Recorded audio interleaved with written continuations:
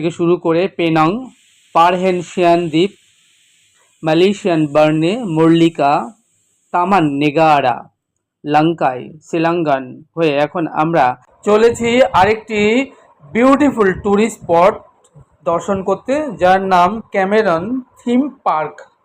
এটি মালয়েশিয়ার একটি বিখ্যাত পর্যটন আকর্ষণ কেন্দ্র।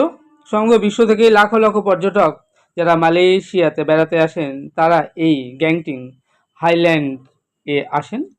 এই স্কাই এভিনিউ এ চড়ে ইনডোর থিম পার্ক অবশ্যই একবারের জন্য হলেও তারা এই সুন্দর টুরিস্ট স্পটটি দর্শন করে বেরিয়ে যান। আমাকে দেখছেন, আমি শ্যাম সুন্দর, আর আমার সাথে রয়েছে আমার মা ছাড়াও এক ঝাঁক আমাদের সহপাঠী, আর আছেন ভ্রমণ সঙ্গীর কর্ণধার নির্মল্যদা। আমরা এখন দাঁড়িয়ে আছি কলামপুরের স্কাই এভিনিউর মোস্ট ইম্পর্টেন্ট হাইল্যান্ডের ইনডোর থিম পার্ক। বিউটিফুল এই ট্যুরিস্ট স্পটটি, আপনি এখানে এলে এই থিম পার্ক দর্শন করলে আপনার সত্যি মন ভরে যাবে। আমরা শুরু করেছিলাম আমাদের এই থাইল্যান্ড ট্যুর থেকে।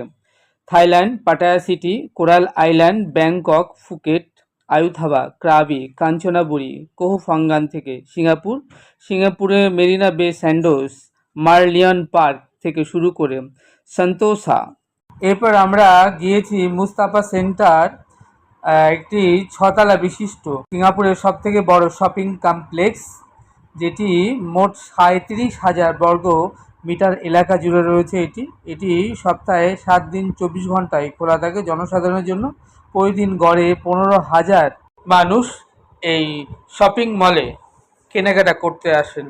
যা হোক, আপনারা ঘরে বসে যারা ভাবছেন আপনারা আমাদের মতো বিদেশ ভ্রমণে আসতে চান, আপনারা কলকাতা বা যে কোনো স্থান থেকে ভারতবর্ষের সুবর্ণভূমি ইন্টারন্যাশনাল এয়ারওয়েসে চলে আসুন এবং সেখান থেকে হোটেল বুক করে আপনারা থাইল্যান্ড, সিঙ্গাপুর, ব্যাংকক বা মালয়েশিয়া, কোয়ালালামপুর বেরিয়ে যেতে পারেন স্বচ্ছন্দে।